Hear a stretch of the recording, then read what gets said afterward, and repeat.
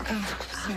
Hi, I was just having a meeting with my former department head about a temporary reinstatement. Well, the hospital would be fortunate to keep an OB of your caliber, so good luck.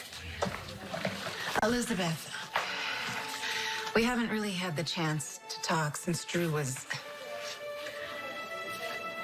Are you sure that you're doing the right thing by having Franco committed?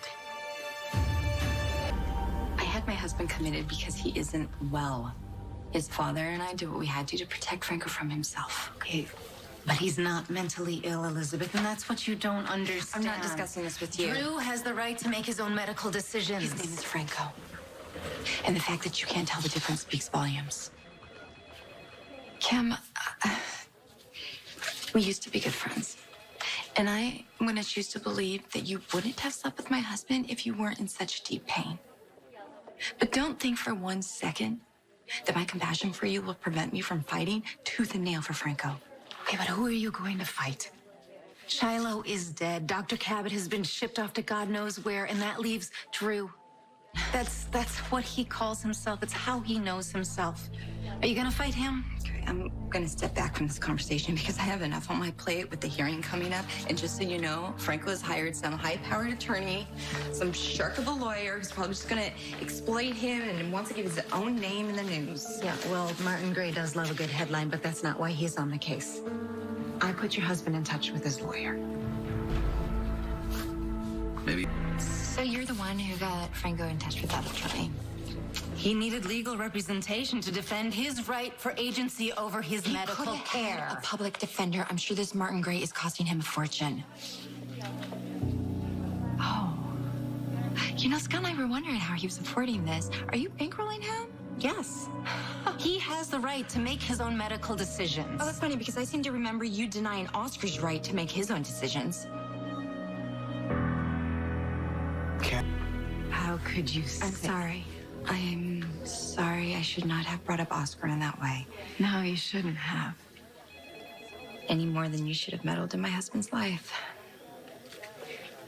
But that's just it.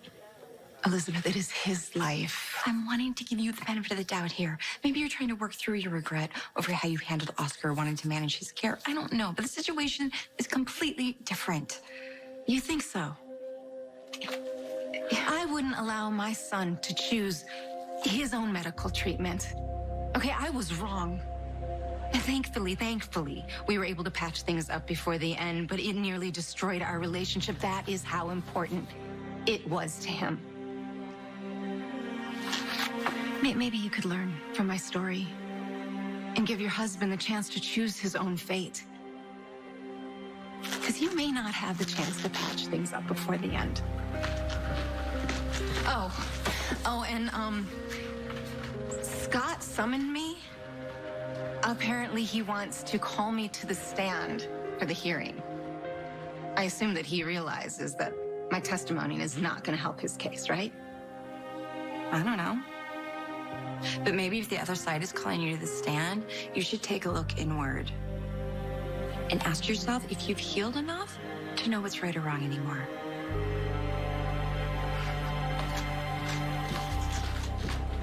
Jason. Hey, Elizabeth, how's it going? Hanging in there? How are you holding up? Yeah, about the same, yeah.